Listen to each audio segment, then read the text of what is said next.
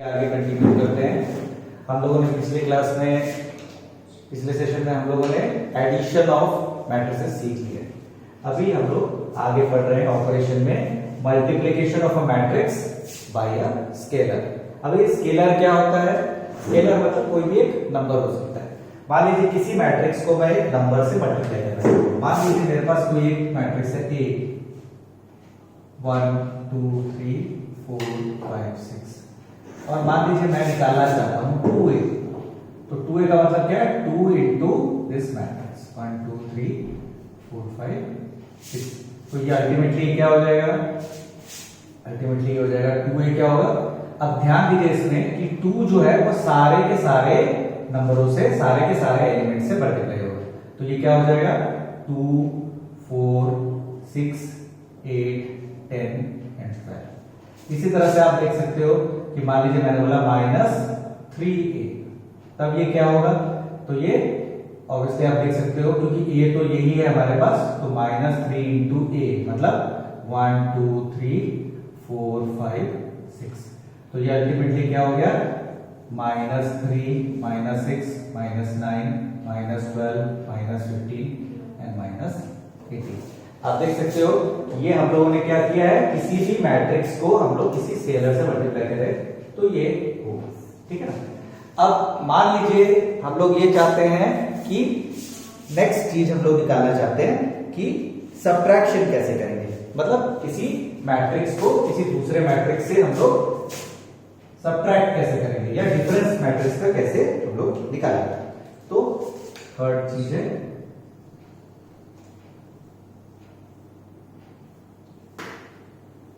Difference या subtraction. तो अब ध्यान दीजिए कि मान लीजिए मैंने बोला a और b को माइनस करना है, तो इसमें भी सबसे इंपॉर्टेंट चीज क्या है? गोल्डन रूल क्या है? Same order. ऑर्डर सेम होना बहुत जरूरी है। अगर ऑर्डर सेम ना हो तो आप सब्ट्रैक्ट नहीं कर सकते, मतलब उसका डिफरेंस आप नहीं निकाल सकते, ठीक है ना। मान लीजिए आपके पास a और b कोई दो मैट्रिक्स है और आप उसको सब्ट्रैक्ट करना चाहते हो, तो आप कैसे करोगे? a प्लस माइनस, ठीक है ना। तो प्लस आपने सीखा था पहले, उसी तरह से हम इसे कर सकते हैं, बस माइनस भी निकाल के। फॉर एग्जांपल मान लीजिए मेरे पास a एक मैट्रिक्स है 1 2 3 4 5 6 और b एक मैट्रिक्स है, कोई मान लेते हैं a b c और p q r, ठीक है ना, p q r। अब मान लीजिए मैंने आपको बोला a माइनस b निकालना है, तो a प्लस माइनस b, तो a क्या है?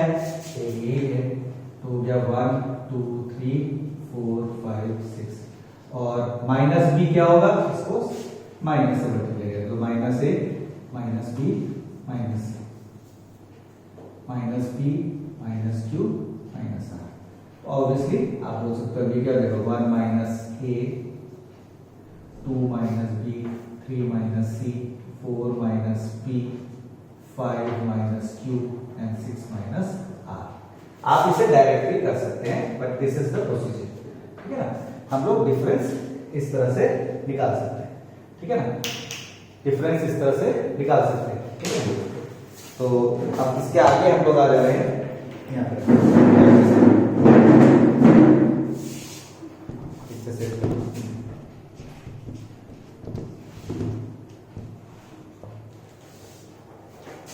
ठीक से सेट। अब नेक्स्ट है प्रॉपर्टीज ऑफ मैट्रिक्स एडिशन। मतलब कोई दो मैट्रिक्स को जब हम ऐड करते हैं तो उनकी कुछ प्रॉपर्टीज है। वो प्रॉपर्टी क्या है, ठीक है ना। तो सबसे पहली है कम्यूटेटिव लॉ। कम्यूटेटिव लॉ, अभी कम्यूटेटिव लॉ क्या होता है कि कोई दो सेम ऑर्डर का अगर मैट्रिक्स, तो याद रखिए आपके पास A B एंड C तीन मैट्रिक्स है, तीनों का ऑर्डर सेम है। हमने मान लिया कि सेम ऑर्डर है, ठीक है ना। अगर सेम ऑर्डर नहीं होगा तब हम एडिशन कर ही नहीं सकते, तो प्रॉपर्टीज का कोई मतलब ही नहीं है, ठीक है ना। तो अगर कम्यूटेटिव लॉ क्या है कि मान लीजिए आपके पास कोई दो मैट्रिक्स को आप ऐड कर रहे हो, याद रखिए एडिशन पॉसिबल होगा then only you can add. तो आप a प्लस b करो या b प्लस a करो, रिजल्ट सेम होगा, ठीक है ना।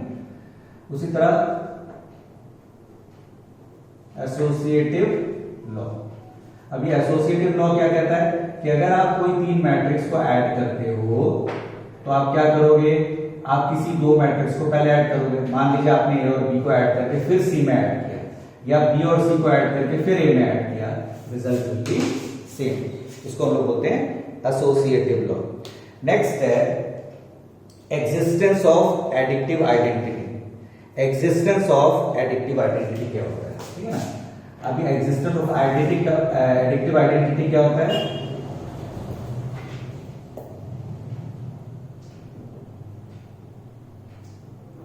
अब ध्यान से देखिए कि अगर किसी मैट्रिक्स में आप उसी ऑर्डर का जीरो मैट्रिक्स ऐड करें तो क्या होगा, ऑब्वियसली हमें ए ही मिलेगा, ठीक है ना।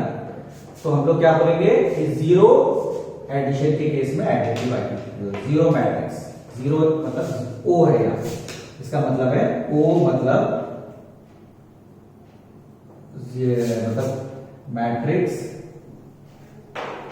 आप बोल सकते हो जीरो मैट्रिक्स, जीरो मैट्रिक्स, ठीक है ना। ये हो गया एडिटिव आइडेंटिटी। उसके बाद है एडिक्टिव इनवर्स। चौथा चीज है एडिक्टिव इनवर्स।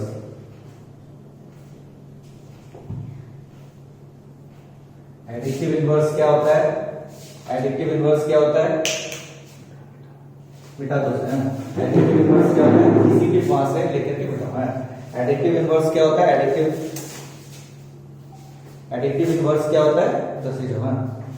एडिक्टिव इनवर्स क्या होता है कि अगर मान लीजिए आपने कोई मैट्रिक्स को उसके नेगेटिव से ऐड कर दिया, मान लीजिए a प्लस माइनस है, तो ये क्या होगा, obviously minus a plus a के बराबर ही होगा और ये जीरो मैट्रिक्स आएगा। तो हम लोग क्या बोलेंगे, a का एडिक्टिव इनवर्स क्या होता है, माइनस है, ठीक है ना।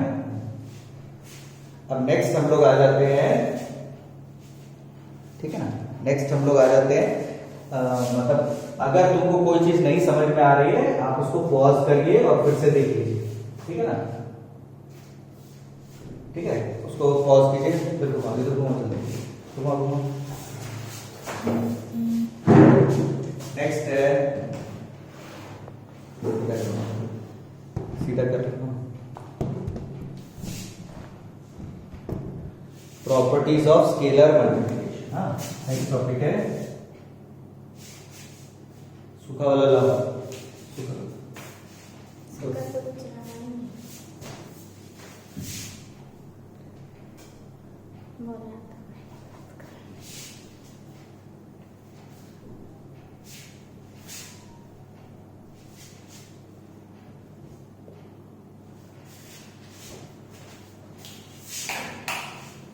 दो मिनट।